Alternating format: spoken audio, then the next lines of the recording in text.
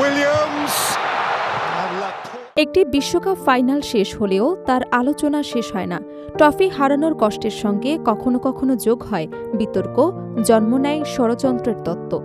2026 বিশ্বকাপ ফাইনালে স্পেনের কাছে আর্জেন্টিনার হারের পরও ঠিক এমনটাই হয়েছে।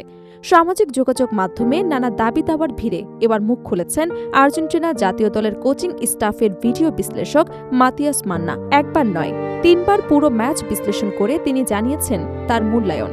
তার বক্তব্য স্পষ্ট, আবেগ নয়, মাঠের ফুটবলই বলে দেয় সেদিন কোন দল জয়ের বেশি দাবিদার ছিল। সম্প্রতি বিশ্বকাপ ফাইনাল 3 বার দেখে নিজের বিশ্লেষণ প্রকাশ করেছেন আর্জেন্টিনা জাতীয় দলের কোচিং স্টাফের ভিডিও বিশ্লেষক মাতিয়াস মান্না। 2026 বিশ্বকাপ ফাইনালে স্পেনের কাছে আর্জেন্টিনার পরাজয়ের 1 সপ্তাহ পর তিনি তার পর্যবেক্ষণ তুলে ধরেন। একই সঙ্গে সামাজিক যোগাযোগ মাধ্যমে ছড়িয়ে পড়া নানা ষড়যন্ত্র তত্ত্ব সরাসরি নাকচ করে দিয়েছেন তিনি।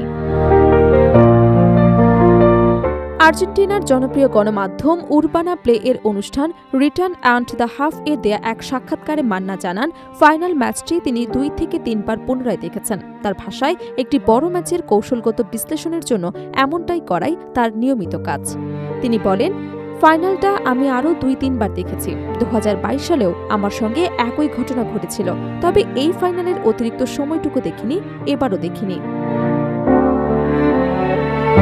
কারণ অতিরিক্ত সময়ে অনেক আবেগ কাজ করে, সেখানে কৌশলগত বিশ্লেষণের সুযোগ সুবিধা তুলনামূলক কম থাকে। আমি মূলত কৌশলগত বিষয় নিয়ে কাজ করি। আমার কাছে স্পেন পুরো ম্যাচে ভালো খেলেছে।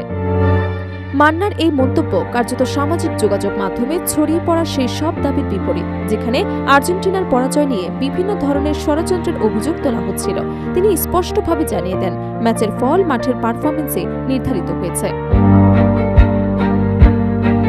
তবে প্রতিপক্ষের শ্রেষ্ঠত্ব স্বীকার করলেও নিজের দলের খেলার ধরন নিয়ে গর্ব প্রকাশ করেছেন এই ভিডিও বিশ্লেষক। তার মতে, আর্জেন্টিনার ফুটবল দর্শন এবং দলগত খেলার সংস্কৃতি ভবিষ্যতেও দেশটির সবচেয়ে বড় শক্তি হয়ে থাকবে। তিনি বলেন, আর্জেন্টিনার নিজস্ব একটি স্টাইল আছে, পাসিং ফুটবল, একসঙ্গে খেলা এবং দলগত সমন্বয় আমাদের পরিচয়। আমি আশা করি আগামী 15 বছরেও এই ধারাবাহিকতা বজায় থাকবে। নিজের বয়সভিত্তিক দলগুলোর খেলাতেও একই দর্শন অনুসরণ করা হচ্ছে।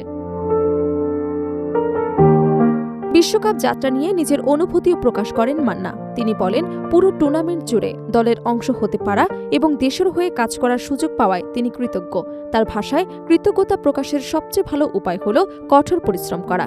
আমার বিশ্বাস, স্কোয়ালিনি নেতৃত্বাধীন কোচিং স্টাফের প্রত্যেক সদস্য সেটাই করেছেন। খেলোয়াড়রাও নিজেদের একটি অসাধারণ দলে পরিণত করেছেন।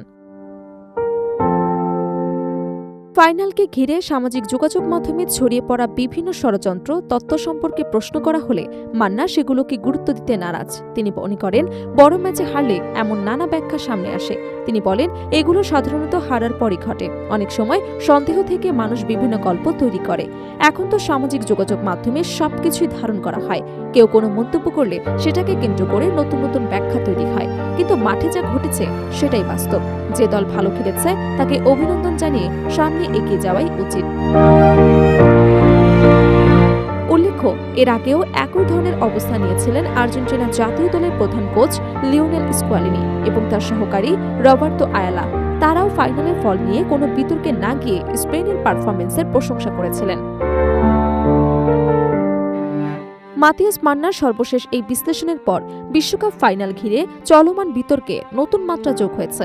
একই সঙ্গে তার বক্তব্যে আবারও মনে করিয়ে দিয়েছে, ফুটবলে আবেগের জায়গা থাকলেও শেষ পর্যন্ত ম্যাচের ভাগ্য নির্ধারণ করে মাঠের পারফরম্যান্সই।